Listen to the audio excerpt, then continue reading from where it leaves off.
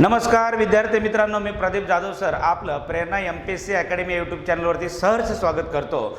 तर विद्यार्थी मित्रांनो, आपण PYQच्या शब्दसंग्रहाच्या सिरीजला सुरुवात केलेली होती। काल आपण पहिला भाग अभ्यासला विद्यार्थी मित्रांनो। त्या भागाअंतर्गत आपण महत्त्वाचे असे 10 प्रश्न पाहिले होते की मागील परीक्षेला पडलेले ते प्रश्न होते। मग राज्यसेवा असू द्या, गट ब असू द्या, गट क असू द्या, त्याचबरोबर आगामी काळात होणारी सरळ सेवा असेल आणि पोलीस भरती। मग आता या ठिकाणी जे विविध परीक्षेला विचारण्यात आलेले शब्दसंग्रहावरचे प्रश्न होते विद्यार्थी मित्रांनो, त्या प्रश्नाविषयी आपण माहिती पाहिली होती। तर कालचा जो भाग होता तो भाग 1 नंबर होता। तर आज आपल्याला भाग 2 ला सुरुवात करायची आहे आणि मग या भाग 2 अंतर्गत आपल्याला मागील परीक्षेला विविध पडलेले प्रश्न अभ्यासायचे आहेत की ज्याचा फायदा तुम्हाला येणाऱ्या आगामी सरळ सेवेसाठी होणार आहे विद्यार्थी मित्रांनो। तर तत्पूर्वी एक महत्त्वाची सूचना आहे विद्यार्थी मित्रांनो, आपल्याला जर तुम्ही आपल्या प्रेरणा MPSC अकॅडमी यूट्यूब चॅनलला जर सबस्क्राईब केलं नसेल तर अगोदर सबस्क्राईब करून घ्या आणि त्याचबरोबर आपले जर तुम्हाला व्हिडिओ आवडत असतील विद्यार्थी मित्रांनो तो व्हिडिओला लाईक करा आणि आपल्या मित्रांना जास्तीत जास्त शेअर करण्याचा प्रयत्न करा। तर चला मग विद्यार्थी मित्रांनो, माझ्यासोबत मी प्रदीप जाधव सर, आज आपण भाग 2 ला सुरुवात करणार आहोत। PYQच्या भाग 2 ला पहा पहिला प्रश्न आजच्यासाठी। आता पहिला प्रश्न नेमका काय आहे विद्यार्थी मित्रांनो, पहा अकलेचा कांदा या अलंकारिक शब्दाचा अर्थ ओळखा। वासिम तलाठी 2015 आणि संयुक्त 2004 ला पडलेला हा प्रश्न आहे विद्यार्थी मित्रांनो। मग आता सांगा पाहू, अकलेचा कांदा या अलंकारिक शब्दाचा अर्थ काय होतो। मग याच्यासाठी पहिला पर्याय तुम्हाला विद्यार्थी मित्रांनो पहा, लक्ष द्या, अतिशय श्रीमंत माणूस असा अर्थ होतो का त्याचा। पर्याय क्रमांक 2 अतिशय बुद्धिमान व्यक्ती, त्यानंतर पर्याय क्रमांक 3 अतिशय उदार माणूस आणि पर्याय क्रमांक 4 आहे मूर्ख माणूस। तर विद्यार्थी मित्रांनो, मग अकलेचा कांदा या शब्दाचा नेमका अर्थ काय होतो पहा। विविध ठिकाणी हा परीक्षेला पडलेला प्रश्न आहे, विचारण्यात आलेला प्रश्न आहे। मग अकलेचा कांदा म्हणजे काय, अतिशय श्रीमंत माणूस होतो का, नाही। याच्यासाठी एक अलंकारिक शब्द आहे कुठला, नवकोट नारायण, म्हणजेच अतिशय श्रीमंत माणूस होतो। त्यानंतर पर्याय क्रमांक 2 अतिशय बुद्धिमान व्यक्ती होते का अकलेचा कांदा, पहा नाही विद्यार्थी मित्रांनो। मग आता एखादी व्यक्ती हुशार असेल मग आपण त्याला चाणक्य असं म्हणतो। मग आता त्याचा अलंकारिक शब्द असा होईल चाणक्य, परंतु हा याला लागू पडतो अकलेचा कांदा म्हणजे अतिशय बुद्धिमान व्यक्ती नाही। त्यानंतर तिसरा पर्याय पहा विद्यार्थी मित्रांनो, अतिशय उदार माणूस। आता अतिशय उदार माणूस याच्यासाठी अलंकारिक शब्द अकलेचा कांदा येईल का विद्यार्थी मित्रांनो, नाही। तर अतिशय उदार माणूस याच्यासाठी एक कर्णाचा अवतार हा अलंकारिक शब्द लागू पडतो।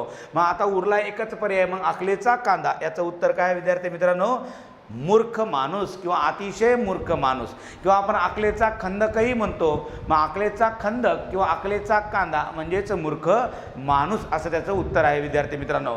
चला मग आता दुसरा प्रश्न समजून घेऊ आपण। आता दुसरा नेमका कोणता प्रश्न आहे पहा। आता दुसरा प्रश्न, अश्व या शब्दाला खालीलपैकी कोणता शब्द समानार्थी शब्द नाही।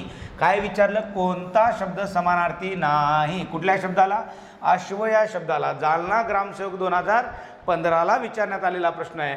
आणि मग आता पहिला पर्याय घोडा, दुसरा पर्याय तुरंग, तिसरा पर्याय वाजी आणि चौथा पर्याय वायस। मग आता अश्व या शब्दाला समानार्थी नसणारा पर्याय तुम्हाला ओळखायचा आहे विद्यार्थी मित्रांनो। तर सांगा पाहू, पहा विद्यार्थी मित्रांनो, मनातल्या मनात आपलं उत्तर काढा किंवा गृहीत धरा। मग तुमचं उत्तर बरोबर येते का, म्हणजे तुमचा अभ्यास व्यवस्थित झाला की नाही ते तपासून पहा विद्यार्थी मित्रांनो। मग आता पहा, अश्व या शब्दाला समानार्थी नसणारा शब्द कोणता। आता अश्व म्हणजे घोडा होते विद्यार्थी मित्रांनो, कारण की अश्वला आपण घोडा म्हणतो आणि त्याचबरोबर अश्वला तुरंग असा एक शब्द आहे समानार्थी, त्याला तुरंगही म्हणतात आणि तुरग असंही म्हणतात किंवा तुरंगम असंही म्हणतात, कशाला, घोड्याला। त्यानंतर आता अश्व म्हणजे वाजी होते की नाही विद्यार्थी मित्रांनो, बरोबर आहे, त्यालाच आपण वाजी सुद्धा म्हणतो। घोडा म्हणजे वाजी सुद्धा होते, त्यालाच विद्यार्थी मित्रांनो अश्प असंही म्हणतात, कोणाला, घोड्याला। त्याचबरोबर त्याला आपण तट्टू सुद्धा म्हणतो विद्यार्थी मित्रांनो, तट्टू म्हणजे लहानसर घोडा, त्याला आपण काय म्हणतो, तट्टू असं म्हणतो। त्याचबरोबर त्यालाच आपण संधव असं सुद्धा म्हणतो, कशाला, घोड्याला। मग आता अश्व म्हणजेच घोडा होते, तुरग होते, तुरंगम होते, वाजी होते, अश्प होते, तट्टू होते, संधेव होते आणि तुरंग असाही त्याचा अर्थ होतो विद्यार्थी मित्रांनो। मग आता समानार्थी नसणारा शब्द आहे वायस। मग आपलं उत्तर काय, पर्याय क्रमांक 4 वायस। मग वायस म्हणजे काय आपल्याला माहीत असेल, वायस म्हणजे विद्यार्थी मित्रांनो कावळा। नाही नाही, त्यालाच आपण काक असंही म्हणतो, त्यालाच आपण एकाक्ष असंही म्हणतो. कोणाला? कावळ्याला. बरोबर आहे. त्यालाच आपण कावळा असं पण म्हणतो, कावळा. पहा, कावळाही म्हणतो आणि कावळा असंही म्हणतात. त्याला काकही म्हणतात, त्याला एकाक्षही म्हणतात. हे कावळ्याला सगळे समानार्थी नाव आहेत. म्हणजे आता अश्वला समानार्थी नसणारा पर्याय कुठला होता? वायस. त्यानंतर पुढचा प्रश्न पाहू चला. आता पहा प्रश्न क्रमांक 3, पुढील वाक्प्रचाराचा अर्थ सांगा. इथे एक वाक्प्रचार घेतलेला आहे विद्यार्थी मित्रांनो. मग जीव भांड्यात पडणे, कुठे? जीव भांड्यात पडणे. मग हा जो काही प्रश्न आहे कोल्हापूर पोलीस भरती 2021ला आता पडलेला हा प्रश्न आहे. मग आता जीव भांड्यात पडणे या वाक्प्रचाराचा अर्थ काय होतो पहा. याच्याशी कुठला मिळता जुळता अर्थ असणारा पर्याय पहा. आता संकट टळल्यामुळे बरे वाटणे. त्यानंतर दुसरा पर्याय विद्यार्थी मित्रांनो जीवन असुरक्षित असणे. त्यानंतर पहा जीव सांभाळणे म्हणजे जीव भांड्यात पडणे का. आणि चौथा पर्याय जीव कासावीस होणे म्हणजे त्याचा अर्थ भांड्यात पडणे असा होतो का. तर या वाक्प्रचाराचा अर्थ सांगा विद्यार्थी मित्रांनो. जीव भांड्यात पडणे. मग या वाक्प्रचाराला मिळता जुळता अर्थ पर्यायामध्ये कुठल्या पर्यायामध्ये तुम्हाला दिसून येतो पहा. तर पहा, मनातल्या मनात उत्तर कळवा, नाहीतर कमेंट्स बॉक्समध्ये उत्तर कळवलं तरी विद्यार्थी मित्रांनो चालेल. मग आता पहा, जीव भांड्यात पडणे याचा अर्थ होतो संकट टळल्यामुळे बरे वाटणे. एखादं आपल्यावरील संकट टळलं की आपण म्हणतो ना जीव आता कुठं भांड्यात पडला. बरोबर आहे. म्हणून आता याचा अर्थ काय होतो? पर्याय क्रमांक 1 असा होतो. त्यानंतर पुढे चला. आता पुढचा प्रश्न 4 नंबरचा काय प्रश्न आहे पाहू चला. अशुद्ध शब्द ओळखा. ASO 2017ला पडलेला प्रश्न आहे.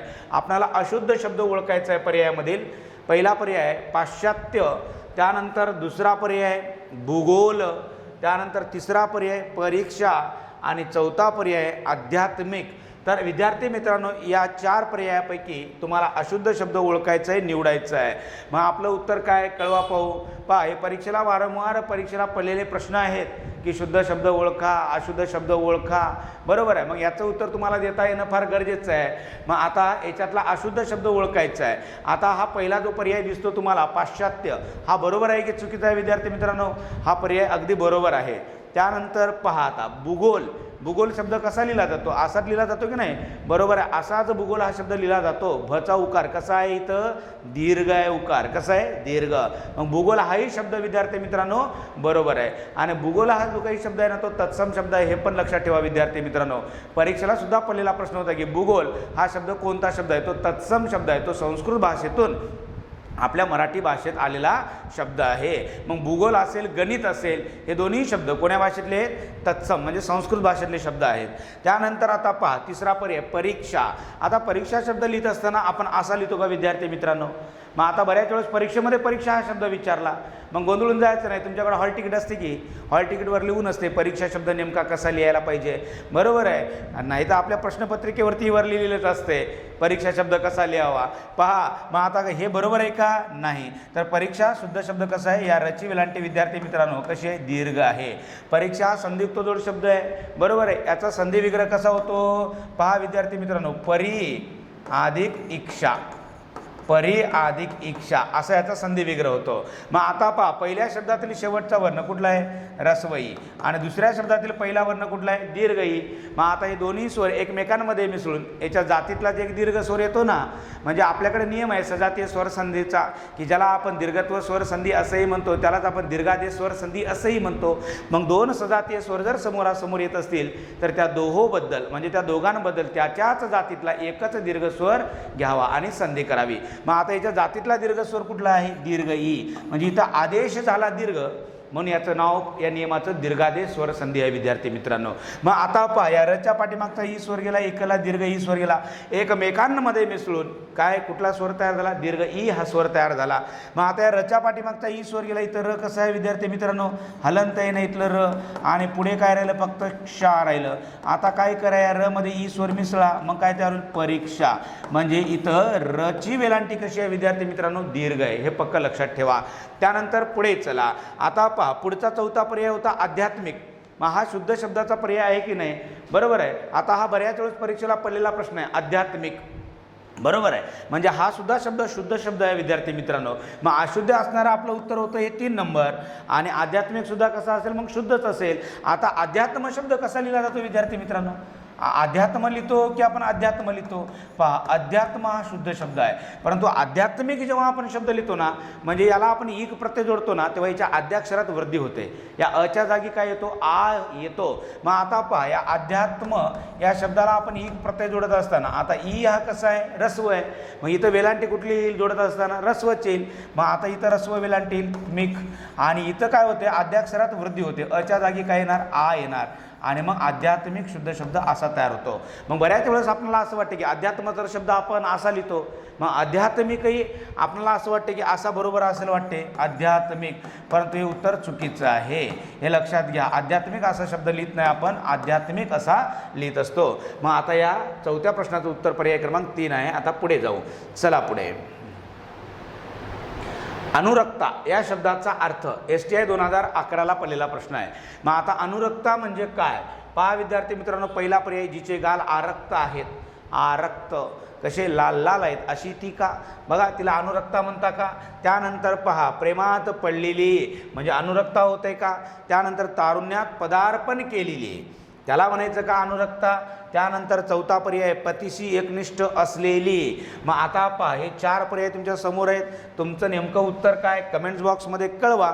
बरोबर आहे. मग आता पहा विद्यार्थी मित्रांनो, अनुरक्ता या शब्दाचा अर्थ कुठला होईल? पर्याय क्रमांक 1 होतो का जिचे गाल आरक्त आहेत? नाही. तर आता प्रेमात पडलेली असा याचा अर्थ आहे. अनुरक्ता म्हणजे कुठं पडलेली? प्रेमात पडलेली. त्यानंतर तारुण्यात नुकतेच पदार्पण केलेला आपण काय म्हणतो? काय म्हणतो? तरुणी म्हणतो. बरोबर आहे. युवती असंही म्हणतो. काय म्हणतो? युवती असंही म्हणतो आणि तरुणी पण म्हणतात. तरुण असेल तर तरुणी म्हणतोच की, नुसतं तारुण्यात पदार्पण केलं की.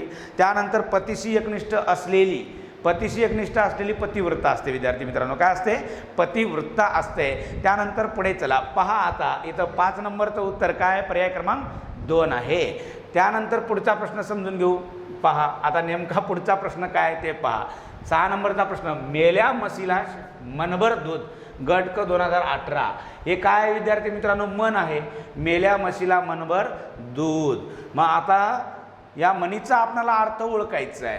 मोठे नुकसान होणे असं आहे का? पहा, माणूस गेले म्हणून त्याची किंमत कमी होत नाही. त्यानंतर माणूस गेल्यावर किंमत कळते. आणि त्यानंतर पहा, गेलेल्या व्यक्तीची वाढवून स्तुती करणे. मग आता पहा, हे 4 पर्याय तुमच्या समोर आहेत. मग या म्हणीचा नेमका अर्थ काय होतो विद्यार्थी मित्रांनो? सांगा पाहू. पहा, कमेंट्स बॉक्समध्ये कळवा. मेल्या म्हशीला मनभर दूध. आता म्हैस मेल्यानंतर तिनं मनभर दूध दिलं काय आणि किती ट्रकभर दिलं काय? त्याचा काय उपयोग आहे का आता आपणाला? नाही ना. मग तिची स्तुती कधी करायला पाहिजे? जेव्हा ती म्हैस जिवंत आहे नाही, तेव्हा तिची स्तुती करायला पाहिजे ना. आमची म्हैस फारच गुणाची आहे, भरभर चारा खाते, पोटभर पाणी पिते आणि भरभर दूधही देते. बरोबर आहे. मग तिची स्तुती कधी करायला पाहिजे? जिवंतपणीच करायला पाहिजे, तिची काळजी घ्यायला पाहिजे. बरोबर आहे की नाही? मग आता पहा, मग मेल्या म्हशीला मनभर दूध याचा अर्थ काय होतो? गेलेल्या व्यक्तीची वाढवून स्तुती करणे. आता गेल्यानंतर व्यक्ती आता कितीही वाढवून स्तुती करून काय उपयोग आहे का? मग आता मेल्या म्हशीला मनभर दूध अशी ही म्हण आहे आणि त्याचा अर्थ कुठला आहे? गेलेल्या व्यक्तीची वाढवून स्तुती करणे हा त्याचा अर्थ आहे विद्यार्थी मित्रांनो. त्यानंतर पुढे चला. आता पुढचा प्रश्न समजून घेऊ आपण. पुढचा नेमका प्रश्न काय आहे? खालील शुद्ध शब्द निवडा. नांदेड तलाठी 2015ला पडलेला प्रश्न आहे. मग आता खालील शुद्ध शब्द नेमका कोणता? पहा, पहिला पर्याय देऊन, दुसरा आहे ठेवून, तिसरा पर्याय जेवून आणि चौथा पर्याय धावून. तर पहा विद्यार्थी मित्रांनो, कळवा आपलं उत्तर नेमकं काय आहे. कमेंट्स बॉक्समध्ये कळवा. डोक्याला हात राहूनच नुसतं बसू नका, उत्तरसुद्धा सांगण्याचा प्रयत्न करा. म्हणजे नेमका तुमचा अभ्यास किती झाला हे फार महत्त्वाचं आहे. हे जे काय आपण स्पष्टीकरण घ्यायलो इथं, म्हणजे एक तुम्हाला लक्षात येईल की तुम्ही अभ्यास म्हणजे तुमचा अभ्यास कुठपर्यंत गेलेला आहे या गोष्टी सगळ्या लक्षात येतील. मग जर तुमचा अभ्यास कमी पडत असेल तर अभ्यास वाढवा, कारण की येणाऱ्या काळामध्ये फार मोठी संधी आहे सरळ सेवेची विद्यार्थी मित्रांनो. ही संधी गमावू नका आता. बरोबर आहे. मग आता पहा, मग आता खालीलपैकी शुद्ध शब्द निवडायचा आहे तुम्हाला. आता याच्यातला शुद्ध शब्द कोणता आहे? आता पहा विद्यार्थी मित्रांनो, इथं दिलेले सगळे जे 4 पर्याय ते धातू साधित आहेत. मग आता याच्यातला शुद्ध धातू साधित ओळखायचं आहे तुम्हाला. आता पहा, इथं हे देऊन हा शुद्ध शब्द आहे का? देऊन कसं लिहितो आपण? असं लिहितो देऊन की देऊन असं लिहितो विद्यार्थी मित्रांनो? पहा हे बरोबर आहे की हे बरोबर आहे? पहा आता एकाक्षरी मूळ धातू कुठला आहे? दे. मग आता एकाक्षरी मूळ धातूला विद्यार्थी मित्रांनो पहा, एकाक्षरी मूळ धातूला उ किंवा विद्यार्थी मित्रांनो कुठला ऊन प्रत्यय जोडत असताना आहे तसे जोडायला पाहिजेत. मग कसे जोडायला पाहिजेत? ऊनला ऊन इथं जोडायला पाहिजेत. मग आता देऊन हा शब्द कसा आहे? हा शब्द शुद्ध आहे, कारण की दे हा एकाक्षरी धातू आहे, बरोबर आहे. मग एकाक्षरी धातूला उ किंवा ऊन जोडत असताना आहे तसाच तो प्रत्यय जोडायला पाहिजे. मग दे हा एकाक्षरी धातू, त्याला ऊन हा शब्द आपण जशाला तसा इथं जोडला, म्हणजे देऊन हा शब्द कसा आहे? शुद्ध शब्द आहे. त्यानंतर आता पहा याचं उत्तर 1 नंबर आहे. आणि दुसरा पर्याय पहा आता ठेवून. आता ठेवून हा बरोबर आहे का? आता ठे हा एकाक्षरी धातू आहे का विद्यार्थी मित्रांनो? नाही. तर ठेव आहे 2 अक्षरी असणारा धातू आहे. मग आता 2 अक्षरी धातूला उ किंवा ऊन प्रत्यय जोडत असताना कसं जोडायला पाहिजे? उकार देऊन जोडायला पाहिजे. कसं द्यायला पाहिजे? उकार देऊन जोडायला पाहिजे. मग आता कसं? आता पायाला ऊन प्रत्यय जोडायचा, मग इथं उकार देऊन जोडायचा. या वला उकार द्या. मग आता कुठला उकार येणार? दीर्घ उकार. ठेवून. मग आता हे शुद्ध धातू साधित आहे. आणि हे कसं आहे विद्यार्थी मित्रांनो? अशुद्ध धातू साधित आहे किंवा हा अशुद्ध शब्द आहे. त्यानंतर तिसरा पर्याय पहा, जेवून. आता जे हा एकाक्षरी मूळ धातू आहे का? नाही. तर याच्यातला मूळ धातू कुठला आहे? जेव. मग आता त्याला आपल्याला काय करायचं? ऊन प्रत्यय जोडायचा आहे. कुठला? ऊन. मग आता कसं जोडता तुम्ही? याला उकार देऊन जोडायला पाहिजे. असं जे ऊन. मग हा शब्द शुद्ध आहे आणि हा शब्द कसा आहे? अशुद्ध आहे. त्यानंतर धावून. आता 10 एकाक्षरी मूळ धातू आहे का? नाही. किती अक्षरी आहे? 2 अक्षरी. मग या धावला ऊन प्रत्यय जोडत असताना कसा जोडायचा? उकार देऊन जोडायचा. मग धावून हा शब्द शुद्ध आहे, हा शब्द अशुद्ध आहे. आणि एकाक्षरी धातूला उ किंवा ऊन प्रत्यय जोडत असताना जशाला तसा जोडायचा, उकार देऊन जोडायचा नाही. मग 2 अक्षरी धातू असू द्या, 3 अक्षरी धातू असू द्या, 3 अक्षरी धातूला सुद्धा उ किंवा ऊन प्रत्यय जोडत असताना उकार देऊन जोडायचा. आता उदाहरणार्थ पहा, पटव हा किती अक्षरी धातू आहे रे बरोबर? पटव 3 अक्षरी आहे. किती आहे? 3 अक्षरी. मग आता याला ऊन प्रत्यय जोडायचा आहे आपल्याला, मग उकार देऊन जोडायचा. पटवून. पटवून. मग आता हा शुद्ध शब्द आहे. पहा आपण असं लिहितो का? पटवून. पटवून नाही, हे शब्द चुकीचा आहे, हा शब्द बरोबर आहे. आता पहा, आठव हा 3 अक्षरी धातू आहे, त्याला आपल्याला काय करायचं? ऊन प्रत्यय जोडायचा. मग उकार देऊन जोडायला पाहिजे. कसं? असं आठवून. आठवून. मग असं आठवून असं लिहू नये, हे पहा, हे चुकीचं आहे विद्यार्थी मित्रांनो. आठवून हे चुकीचं आहे. मग आता 2 अक्षरी किंवा 3 अक्षरी धातूला उ किंवा ऊन प्रत्यय जोडत असताना उकार देऊन जोडायला पाहिजे. मग आता याचं उत्तर काय? 7 नंबरचं 1 नंबर आहे विद्यार्थी मित्रांनो. पुढे चला. आता पहा पुढचा नेमका काय प्रश्न आहे? मितव्ययी म्हणजे डॅडास. अमरावती तलाठी 2016ला पडलेला प्रश्न आहे आणि वारंवार परीक्षेला हा विचारण्यात आलेला प्रश्न आहे. पोलीस भरतीला तर भरपूर वेळेस प्रश्न येऊन गेलेला आहे मितव्ययी. मग आता मितव्ययी म्हणजे काय? कमी बोलणारा का? पहिला पर्याय कमी बोलणारा. त्यानंतर दुसरा पर्याय पहा विद्यार्थी मित्रांनो, कमी खाणारा, बरोबर आहे. त्यानंतर न रागावणारा आणि त्यानंतर चौथा पर्याय काटकसरीने राहणारा. तर सांगा पाहू आता नेमकं उत्तर काय आहे तुमचं? पारे ए नुसत्याच उड्या मारू नको बेट्या. ए कसं उडी मारली रे यानं? एकदा पहा, परत एकदा पहा कशी उडी मारायला. ए अप्पा पहा. मग आता सांग रे ए पिंट्या, सांग या प्रश्नाचं उत्तर नेमकं काय आहे? मितव्ययी म्हणजे काय? पहिला पर्याय आहे कमी बोलणारा. आता कमी बोलणाऱ्याला मितव्ययी म्हणतात का? नाही, त्याला मितभाषी म्हणतात. काय म्हणतात? मितभाषी म्हणजे कमी बोलणारा किंवा मोजकेच बोलणारा, म्हणजे हेही नाही बरोबर. त्यानंतर कमी खाणारा, त्याला मित आहारी म्हणतात. काय म्हणतात? मित आहारी म्हणजे कमी खाणारा, जेवढं लागते तेवढंच मोजकंच खाणारा, बरोबर आहे. न रागवणारा होते का विद्यार्थी मित्रांनो मितव्ययी म्हणजे? नाही. तर काटकसरीने राहणारा, कमी खर्च करणारा, त्याला म्हणतात मितव्ययी. अव्यय म्हणजे काय? व्यय. व्यय म्हणजे खर्च होते विद्यार्थी मित्रांनो. काय होते? खर्च. म्हणजे मितव्ययी म्हणजे कमी खर्च करणारा किंवा काटकसरीने राहणारा, हे त्याचं उत्तर आहे. त्यानंतर पुढचा प्रश्न समजून घेऊ. पहा आता पुढचा नेमका प्रश्न काय आहे? संधेव या शब्दाचे 2 अर्थ कोणते? कुठला शब्द आहे? संधेधव. संधव. पहा संधव शब्द असा आहे विद्यार्थी मित्रांनो. या शब्दाचे 2 अर्थ कोणते? रायगड तलाठी 2015ला पडलेला हा प्रश्न आहे.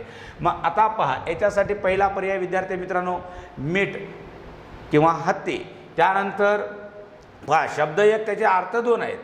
हत्ती हरिण, हरिण सेंदेलोन, त्यानंतर सेंदेलोन आणि घोडा. मग आता पहा या सैंधव या शब्दाचे दोन अर्थ कोणते आहेत तुम्हाला ओळखायचे पहा. कमेंट्स बॉक्समध्ये उत्तर कळवा किंवा मनातल्या मनात उत्तर गृहीत धरा आणि उत्तर येते का पहा विद्यार्थी मित्रांनो. सैंधव याचे दोन अर्थ कोणते या पर्यायातून उत्तर निवडायचं. मग मीठ आणि हत्ती होते का पहा. सैंधव म्हणजे मीठ होते परंतु हत्ती होणार नाही विद्यार्थी मित्रांनो. त्यानंतर हत्ती आणि हरिण हत्ती आणि हरिण नाही ना. सैंधवचा अर्थ हत्ती होत नाही आणि हरिणही होत नाही. त्यानंतर हरिण आणि सेंदेलोन पहा. सैंधव म्हणजे सेंदेलोन होते पण त्याला दुसरा अर्थ हरिण नाही म्हणजे हाही पर्याय चुकीचा आहे. आणि आता उरला चौथा पर्याय. मग आता सैंधव याचा एक अर्थ होतो विद्यार्थी मित्रांनो सेंदेलोन आणि दुसरा अर्थ आहे घोडा. पहा घोड्याला सुद्धा समानार्थी शब्द आहे कुठला सैंधव. पहा आपण अगोदरच पाहिलं होतं घोड्याला भरपूर समानार्थी शब्द होत आहे बरोबर. त्याच्यापैकी एक होता ना हा अर्थ सैंधव. मग हे पक्क लक्षात ठेवा शब्द एक परंतु त्याला अर्थ कसे आहेत भिन्न भिन्न आहेत ते वेगवेगळे अर्थ आहेत. त्यानंतर आता पुढचा प्रश्न समजून घेऊ आणि आजच्या सिरीजमधला शेवटचा प्रश्न आहे विद्यार्थी मित्रांनो. पहा तुम्हाला या 10 प्रश्नापैकी किती प्रश्नाचे उत्तर बरोबर आले ते नीट लक्षात घ्या समजून घ्या. कारण की या शब्दसंग्रहावरती आपल्याला 8 ते 10 प्रश्न विद्यार्थी मित्रांनो निश्चितच विचारले जातात. मग आता पहा ठराविक काळाने प्रसिद्ध होणारे काय असते. संयुक्त 2014ला पडलेला हा प्रश्न आहे. मग पहिला पर्याय नियतकालिक म्हणो, दुसरा पर्याय पाक्षिक म्हणो, त्यानंतर तिसरा पर्याय दैनिक आणि चौथा पर्याय साप्ताहिक. आता ठराविक कालावधीनंतर किंवा काळाने प्रसिद्ध होणारं नेमकं काय असते. मग आता त्याच्याबद्दल तुम्हाला उत्तर काढायचं आहे. या शब्दसमूहाबद्दल एक शब्द निवडायचा आहे. मग आता ठराविक काळानंतर प्रसिद्ध होणारं कुठलं वर्तमानपत्र असते. मग आता त्याला आपण काय म्हणतो नियतकालिक. हे याचं उत्तर आहे. नियतकालिक कसं विद्यार्थी मित्रांनो ठराविक कालावधीनंतर ते काय होत असते प्रकाशित होत असते. आणि पाक्षिक कसं आहे आपल्याला माहिती आहे की ते 15 दिवसातून एकदा काय होत असते प्रकाशित होत असते. त्याला आपण काय म्हणतो पाक्षिक म्हणतो. आणि मासिक कशाला म्हणतो महिन्यातून प्रकाशित होणाऱ्याला आपण मासिक म्हणतो. तर द्विमासिक कशाला म्हणतात 2 महिन्यातून प्रकाशित होणारे. आणि षण्मासिक कशाला म्हणतो विद्यार्थी मित्रांनो 6 महिन्यातून प्रकाशित होणारे त्याला आपण काय म्हणतो षण्मासिक असं म्हणतो. तर मग वार्षिक असते की नाही विद्यार्थी मित्रांनो वर्तमानपत्र वार्षिक एक मिनिट थांबा. तर वार्षिक सुद्धा असते विद्यार्थी मित्रांनो वर्तमानपत्र असते की नाही वार्षिक. दिवाळीचा विशेषांक कसा असतो वार्षिक सुद्धा असतो. त्यानंतर पहा दैनिक कशाला म्हणतात जे दररोज प्रकाशित होते त्याला आपण काय म्हणतो दैनिक असं म्हणतो. तर साप्ताहिक कशाला म्हणतात विद्यार्थी मित्रांनो आठवड्यातून एकदा प्रकाशित होणारे त्याला आपण काय म्हणतो साप्ताहिक असं म्हणतो. पहा विद्यार्थी मित्रांनो आपल्या मराठी भाषेतलं पहिलं वर्तमान कुठलं होतं दर्पण. हे आपल्या मराठी भाषेतलं पहिलं वर्तमानपत्र होतं बरोबर आहे. ते कधीचं होतं 1832चं वर्तमानपत्र होतं 1832 बरोबर आहे. आणि या वर्तमानपत्राचं स्वरूप काय होतं ते साप्ताहिक होतं. कसं होतं साप्ताहिक होतं. आणि मग ते काढलं कोण होतं आचार्य बाळशास्त्री जांभेकरांनी मराठी भाषेतलं पहिलं वर्तमानपत्र काढलं आणि त्यांच्या वर्तमानपत्राचं नाव होतं दर्पण म्हणून त्यांचा दर्पणकार असा सुद्धा आपण काय करतो विद्यार्थी मित्रांनो गौरव करत असतो बरोबर आहे. आणि मराठी भाषेतलं पहिलं मासिक काढण्याचं सुद्धा श्रेय त्यांनाच जाते. कोणाला आचार्य बाळशास्त्री जांभेकरांनाच जाते. मग मराठी भाषेतलं पहिलं मासिक सुद्धा त्यांनीच काढलं कोणतं दिग्दर्शन.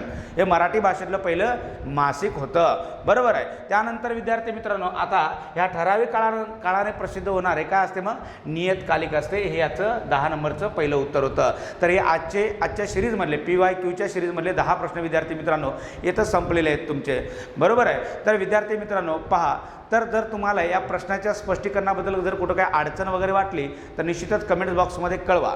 जर तुमचं म्हणणं असेल की या प्रश्नावरती जास्तीत जास्त स्पष्टीकरण देण्याचा प्रयत्न करा सर तर आपण त्याही पद्धतीने जास्तीत जास्त प्रत्येक पर्यायाच्या अनुषंगाने जास्तीत जास्त स्पष्टीकरण देण्याचाही प्रयत्न करू. जर तुम्हाला वाटत असेल विद्यार्थी मित्रांनो की नाही लवकरात लवकर जास्तीत जास्त प्रश्नाचा सराव व्हायला पाहिजे कारण की येणाऱ्या काळामध्ये काय सरळ सेवेची एक्झाम आहे तर त्याही पद्धतीनं आपल्याला स्पष्टीकरण देण्याचा प्रयत्न करता येईल विद्यार्थी मित्रांनो. तर विद्यार्थी मित्रांनो हा जर व्हिडिओ तुम्हाला आवडला असेल तर या व्हिडिओला नक्की लाईक करा. तर चला मग विद्यार्थी मित्रांनो उद्याला भेटू आपण भाग 3 PYQ शब्दसंग्रह भाग 3. नमस्कार.